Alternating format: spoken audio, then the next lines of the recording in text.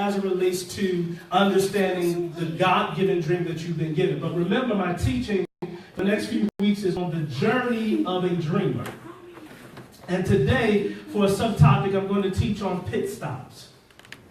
From Genesis chapter 37, let's look at verse 1. So our theme for the next few weeks is the journey of a dreamer, and today I'm ministering on the subject of pit stops. And if we know anything about pit stops, it's a term that's been used, or something that's been used when you're on your way traveling somewhere. You make stops along the way. And along the way, you may stop to, use the bathroom. You may stop to get gas. You may stop to get something to eat. And this is not your permanent destination. It is just a stop on the way to your destination. And every person that's in this room today, there's a destiny that hovers over your life. God has a destination that he has preordained and designed for you to get to in life. There's a specific place that God intends for your life to go. And so along the way, you're going to have experiences and you're going to have things that will try to sidetrack you and distract you from your destination. Those are called pit stops. Genesis chapter 37. I'm going to read a couple verses. I'm not going to read everything. I'm going to encourage you to read some of this when you have your leisure time. But I want to give you a background for this, okay? Genesis chapter 37, verses, I'm going to start verses 1 to 3, and then we're going to skip a little bit, okay? Jacob lived in the land where his father had stayed, the land of Canaan. Now, the land of Canaan, let me explain this to you. The land of Canaan was the promised place that the people of God, the Jewish people, the Jews, those who were coming out of Egypt, it was the promised place that God had desired for them to get to. But along the way, they had a pit stop. And their pit stop happened to be in a wilderness, a dry place. And sometimes in your life, you'll come to dry spots where it seems like nothing is moving and nothing is happening for you. And this is what happened to them. That dry spot was that pit stop was only supposed to last 1 year. It turned out to last 40 years because of their complaining against what God's plan was for their life. All right? And so now Jacob, fast forward, Jacob finds himself in this land of Canaan. Now, this is important to note that while Jacob is here in this land of Canaan, he never builds a house in Canaan. He only lives in a tent. And I'll explain that as we go through the series this month. Verse 2, this is the account of Jacob's family line. I'm reading from the New International Version, so some of you may be looking at King James. It's all right. I'll make it all make sense in a little bit. Joseph, a young man of 17, was tending the flocks with his brother, the sons of Bilhah and the sons of Zilpah, his father's wives, and he brought their father a bad report about them. Go down to verse, I'm going to keep reading, verse 3. Now Israel's another name for Jacob, loved Joseph more than any of his other sons, because he had been born to him in his old age. And he made an ornate robe for him. In other words, he made a robe for him that had many colors on it. This was to symbolize the favor that was upon Joseph's life that came from his father Jacob. Now, let me help you understand a few things. When we look at the Old Testament of the Bible, we are looking at pictures or symbols of spiritual things. Okay? So Jacob would be a symbol or a representation of God the Father. Joseph would be a representation of the Son. And so Jacob creates this coat for his son Joseph that has multiple colors on it. It is to symbolize the favor of God that rests upon Joseph's life. Let me say that those of you who are here today, the favor of God rests upon your life. It doesn't matter what stage you are. You can be like Joseph, 17 years old, in your teens. He's a teenager at this time. Okay? He's a teenager, and so you can be a teenager. You can be in the middle of your life. You can be at the latter part of your life. You can be at the highest point of your life. Whatever place you find yourself, the favor of God rests upon you.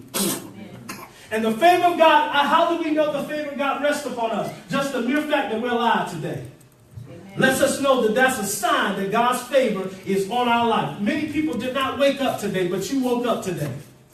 God calls you to see another day. The favor of God is on your life. And so this is a symbolic of the favor of God upon the life of Joseph.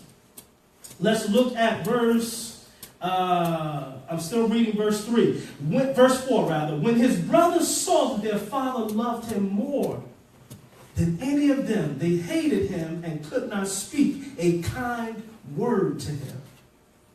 Joseph had a dream. And when he told it to his brothers, they hated him all the more. He said to them, listen to this dream I had. We were binding sheaves of grain out in the field when suddenly my sheaf rose and stood upright. Sheaves of grain normally leaned, but his stood upright. While your sheaves gathered around mine and bowed down to it. Let's get down. Let's get down. This is a great story to read when you have time, but I want to get to the meat of this issue. Let's look at verse 19. So, Joseph's brothers now go out to deal with the sheep and to do some things that their father sent them to do. And Jacob sends Joseph to see how they're doing. Okay? And when he goes to see how they're doing, they see him on the way to them. And this is what they say in verse 19. Here comes that dreamer. They didn't even name Joseph by his name. They said, here comes that what? Dreamer. They said to each other, come down, let us hear him. And throw him into his sister. And say that a ferocious animal about him. Then we'll see what a very peculiar situation because he didn't ask for the dream. Some of us are asking for certain things to happen in our life, but Joseph didn't ask for it. And there's some of us in here, we need to understand that there's certain gifts and talents and abilities that God has given us. There's influence that God has given us that we didn't ask for. It just came with who we are. And Joseph, being a dreamer, he didn't ask to be that.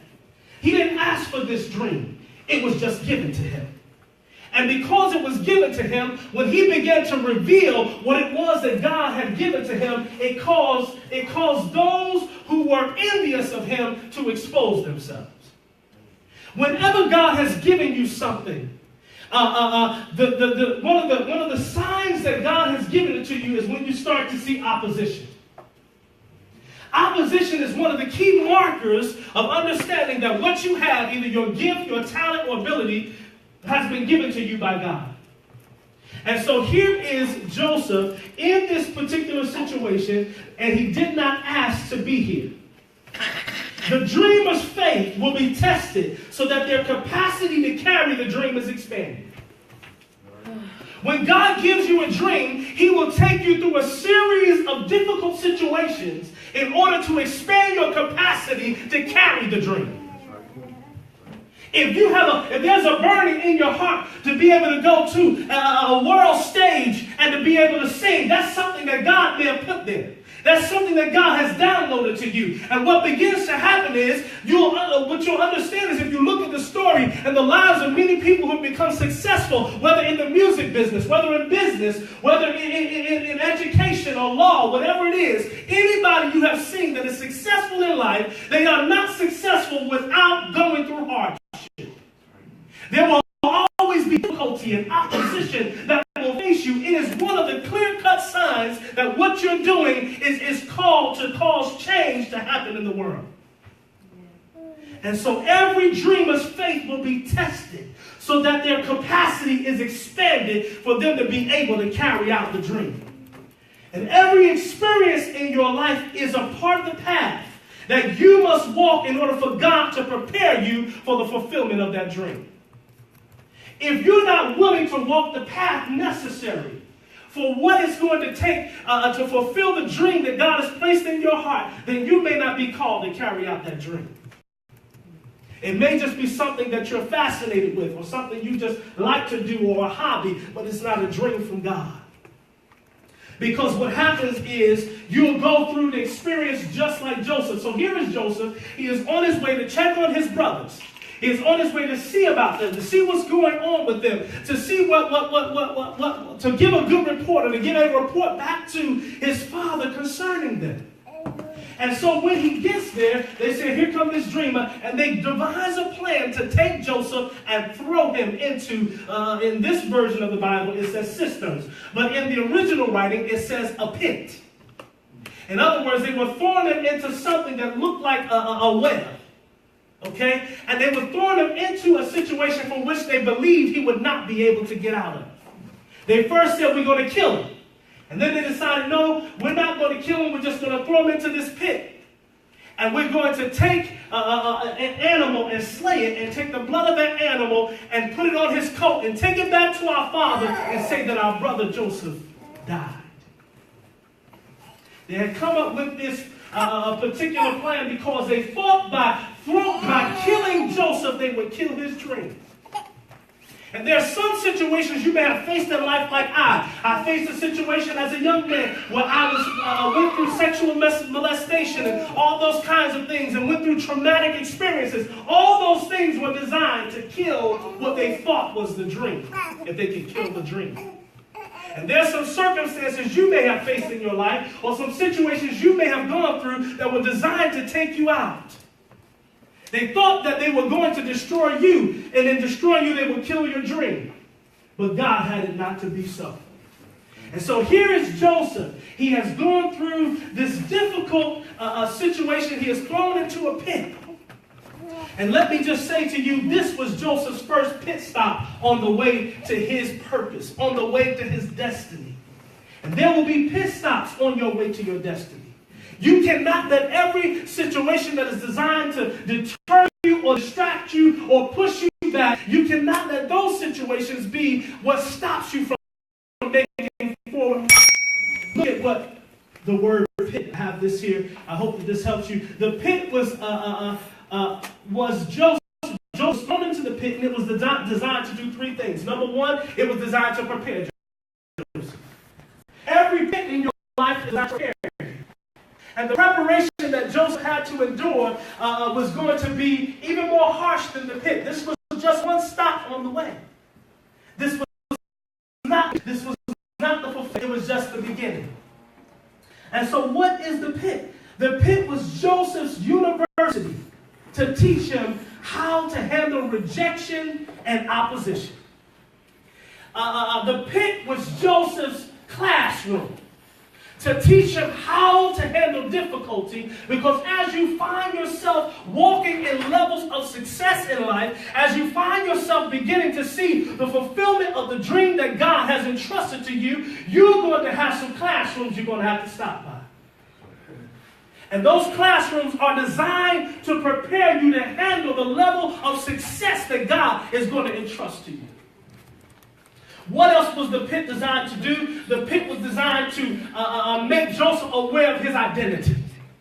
Because Joseph was clear of his identity as long as he was connected to his father Jacob. The moment he was disconnected and thrown into the pit, he became a little bit fuzzy about who he was.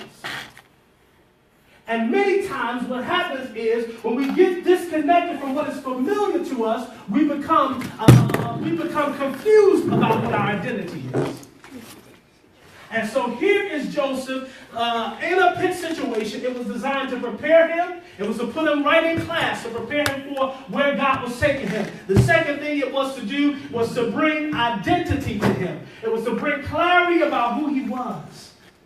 When you lack a sense of identity, you'll often find yourself by default following the crowds of the people that are around you. You'll find yourself falling into situations when you give into pressure or you give into circumstances that are not necessarily in line with who God has called you to be. And this is one of the issues we have in America, because we have a society, we have a generation coming up that is not clear about their identity. And as a Christian, as a believer, one of the things you want to be clear on is your identity, number one, in Christ. Who are you in Christ? The Bible says if any man be in Christ, he or she is a new creature. All things have passed away, and behold, all things have become new. You must be clear on your identity. Because when you are clear on your identity, anything else that comes in your way, that comes in your life, that presents itself to you, if it does not align with who you are, then it'll be easier for you to make a decision not to fall prey to it. Because it's not aligned with your true identity. The third thing that the pit came to do is to train Joseph. It came to train Joseph. His experiences on his journey to his destination, his experiences on his journey were meant to bring clear identity to him. And on this journey, every experience was a training moment for him so that he can handle where God was taking him. Let me repeat that. So his experiences on the journey were meant to bring clear identity to him. And then it was meant to bring training moments in his life to prepare him to handle where God was taking him. Your dreams are not about you. If you have a God-given dream, it'll never be about you. When our dreams are centered around us, or it's all about us, then God is not in it. Because God-given dreams are all about others before it's about us. It is about others. It involves us, but what involves us is for others. And so when God gives you a talent, when he gives you an ability, when he gives you a skill, when he gives you influence, when he entrusts you with people, it's always about their needs. It's always about serving them before it's about serving yourself. And so your dreams are not you, but they involve you. How do we identify God-given dreams? I'm going to give you three things that God-given dreams. Is that all right? Are y'all with me? When a dream is given to you by God, it has a number of signs. Number one, it is not something that you can come up with on your own. Although you came to know it, you did not come up with it. It was already put there when you were born. It was already placed on the inside of you. And every dream is a seed. Every dream begins in seed form. And through the obstacles of life, that seed is planted. And through the challenges and circumstances that you face, that seed gets watered. But the Bible says, unless a grain of wheat fall into the ground and die, it abideth alone. That's what your dream is.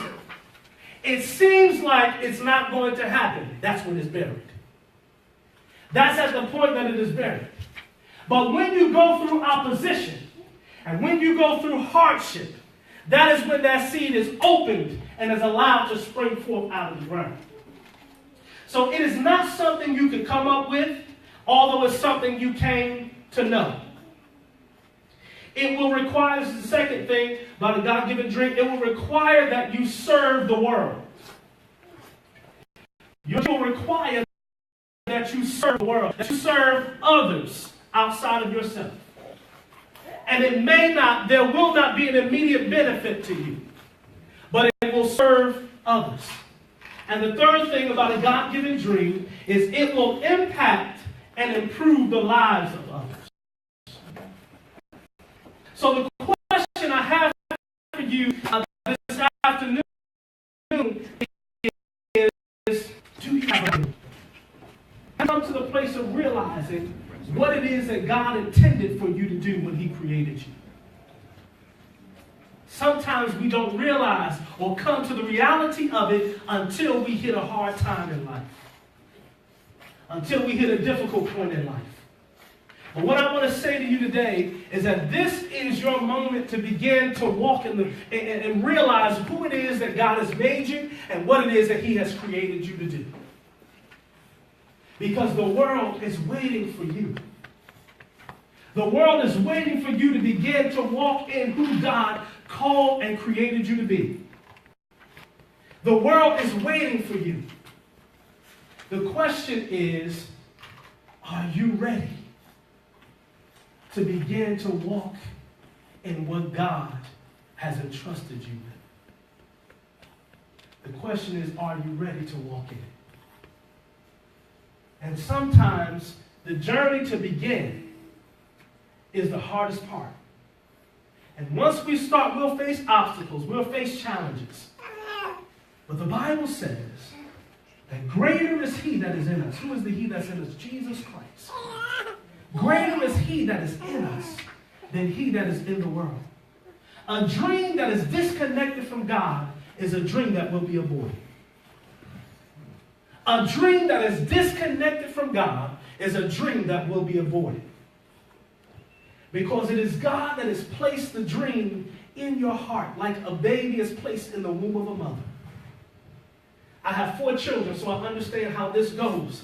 When a child is placed in the womb of a mother, there are certain things that mother must do to protect and to guard the dream, or to protect and guard the child that's been placed there.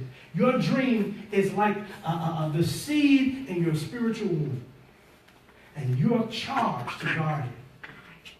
But you cannot guard what you do not know. You cannot guard what you are not aware of. You cannot guard what you have no a clear identity as it relates to what's on the inside of you. And so today I want to ask you to just bow your heads with me for a moment. Hallelujah. There's some of you in here today, you understand what I'm talking about. You know what I've been sharing. Or you may have just come to